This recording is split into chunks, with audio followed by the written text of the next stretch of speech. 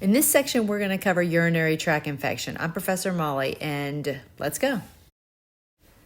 Our kidneys are an amazing organ, so let's talk about some of the main functions of our kidneys. First, it regulates our volume, especially in our extracellular fluid, to maintain that homeostasis. That helps us maintain our blood pressure, and then it removes the waste from our body in the form of our urine. And it maintains our acid-base balance and helps us with our vitamin D activation. It also has an additional feature where it produces a hormone called erythropoietin, which stimulates our production of red blood cells. Now, when we get in our diagnostic labs, we will look specifically at our blood urea nitrogen and our creatinine levels. So our blood urea nitrogen is basically the process of breaking down proteins and forming with other elements to form urea, which is filtered out through their kidneys. And then the creatinine, which is normally in our body, it is a natural waste product that comes from the digestion of protein and normal muscle breakdown. And when these two are elevated, it just means our kidneys aren't clearing it out and holding on to this waste product. So we could have kidney damage when we start seeing an elevation of these two. And then you can look more specifically at the glomerular filtration rate. And this is our filtration of our blood. And when this is elevated, normal is over 60. When it's under 60, we're having kidney damage. So typically we want it between 90 and 120. But when it's below 60, we're having kidney damage. So we want it to be higher. This is our filtration of our body and our blood getting the waste out. And then there's extra radiology lab results that'll help us diagnose different problems in our kidneys. So we'll talk about the KUBs, which is our X-ray of our kidneys, ureters, and bladders, and then CTs, angiograms, and ultrasounds that help us look for different types of problems and diagnostic exams that help us find out what the problem is with our patient. Now, if we're looking specifically at a UTI, our body has a normal defense mechanism, and when we get into the complications of it, we have to know that our body's trying to fight off these infection by having normal defense mechanisms. One of it is the pH of our urine. The pH of our urine is typically acidic and is below 6.0 on the pH scale. So by being so acidic, it helps us fight off that bacteria. And when we talk about some of the main causes of UTI, when we don't have an acidic urine or acidic bladder, we can be more susceptible to risk for infection. So now let's get into the types of infections that a UTI can cause when it is involved in the upper and the lower parts of the renal system. All right, let's go ahead and talk about the renal system, and especially now in the urinary tract. So you can be at risk for urinary tract infections in either the upper or the lower tract. So we're going to discuss upper first. So polynephritis is the inflammation of the kidneys, either in the renal parenchyma or the collection system or in the renal pelvis, as seen in this picture here. So it is caused from an infection that has either migrated up from a lower tract infection. Most commonly, we're going to talk about the pathogens. E. coli is a typical pathogen that has caused infection. Also obstruction, which is causing the backflow of urine or urine to be held, which is urinary retention, from complications such as kidney stone, which is also renal calculi, or patients like male patients that have enlarged prostate, so BPH. So these are some of the causes. What you're going to typically see is flank pain. This is going to be dull flank pain. This is not a sharp pain, which will be more associated with renal calculi.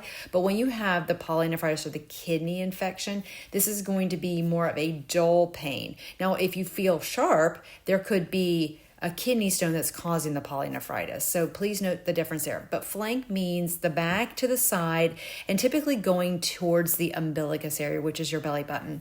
You can have a fever, chills, nausea, vomiting, fatigue, dysuria, which is that painful burning urination, and dehydration. You can have some mild symptoms and you need to treat this with antibiotics. We're going to go into the treatment later. And the complications, if not treated, if it develops, is first kidney damage, and then also urosepsis, which could lead into shock. Now let's talk about some infections of the lower kidneys. All right, let's talk about the lower urinary tract, specifically the bladder and the urethra. So patho is important here because the infection of the bladder and the urethra is most common in women, and this is due to the very short urethra that we have. And males have a very long urethra. It doesn't mean they can't get the bacteria in the urethra, but women are more at risk and susceptible based on not only the anatomy, but the short urethra.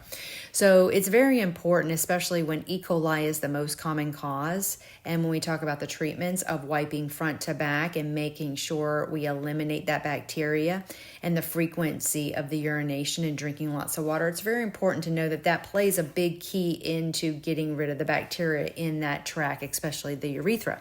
So now if the bacteria gets in there, it's going to cause an inflammation and an infection. If you get an infection of the urethra first, it can be either related to a bacteria or it can be viral. So it could be an STD.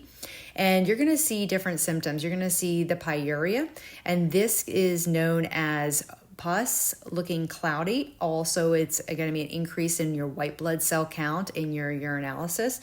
The dysuria, which is your painful burning sensation, you're going to feel that frequency and urging, always feeling how you have to go to the bathroom. And so if you have now a bladder infection, that's called cystitis, and it can be either acute or chronic. So chronic is typically known as interstitial cystitis, and this is typically it's a non-infectious chronic disease. And this is a very painful disease for a lot of people. And it comes and goes and it is treated with many different things, antidepressants, pain medications for the pain, but it has the same symptoms as an acute infection of the bladder. It's very painful, and you will feel the same things as dysuria, which is the painful urination, the burning, and also frequency. So these people can go up to about 60 times a day. They have that frequent feeling, I've got to go. Nocturia is also a feeling of having to get up in the middle of the night and to void and to eliminate in urine. So these are the chronic conditions. Now let's talk about some of the symptoms and how we're going to treat it. Let's talk about labs. So we're going to first get a urinalysis, a clean catch sample. And what we're going to do is notice the consistency, the color, if there is a cloudiness to the urine or if there's sediment in there, and if there's an odor. We're going to note the characteristics. And then when we send it off, we're going to be specifically looking for our WBCs. If it's greater than 10,000 organisms and it has positive nitrates, then it's going to indicate that we have a possible infection. And then we want to see what that infection or what that organism is growing. So we're going to then get a urine culture and sensitivity. Once we get these cultures, then we can give antibiotics. But it's really important that we don't treat with antibiotics before we get the cultures, because then we're going to start treating those organisms and we need to identify what they are. So again, your order of what you need to do is cultures first, then give antibiotics. Then you're going to possibly see an order for a radiology test. This can be ordered to check for structural changes or blockages such as stones. So you may see a KUB or a CT or an MRI ordered. So now if you have a UTI, we have to treat it. So we're going to treat with analgesics. This is going to be for the pain and the discomfort, and antibiotics to take care of the organism. And if you get your cultures back and you have a specific antibiotic, versus more of a broad spectrum antibiotics, then you want to treat with what is going to be specific to that organism. But they probably will start you on antibiotics first, like levofloxacin or ciprofloxacin. And these medications are used to treat either UTI, they also are used to treat pneumonia. Some of the complications, though, with these medications is cause muscle pains and rupturing, like the Achilles tendon and pain in the calf. So you want to make sure that if the patient complains of these things, that you know it's a side effect and a complication. Also, low risk to having damage to the kidneys and being nephrotoxic. Some medications, antibiotics like your gentamicin and your vancomycin, those are pretty nephrotoxic. These have a lower risk. Also, Bactrim can be used. This is used and it stops the folic acid synthesis, but it does increase your urine-specific gravity. And then some very important information, though, if you're on Bactrim, to tell your patient is to take folic acid supplements because it stops the folic acid synthesis. And then with both of them, you need to avoid the sun. And with both of them, you need to drink lots of water. So some contraindications, this is a sulfa drug. You want to avoid it if the patient has an allergy to sulfa drugs, such as, or sulfa type of sensitive drugs like glyburide, or if they're pregnant. So now let's talk about the analgesics. And now this is going to help with the dysuria or painful urination. So we briefly mentioned Elmeron in earlier slides, and this is for the interstitial cystitis. So this is for that painful bladder.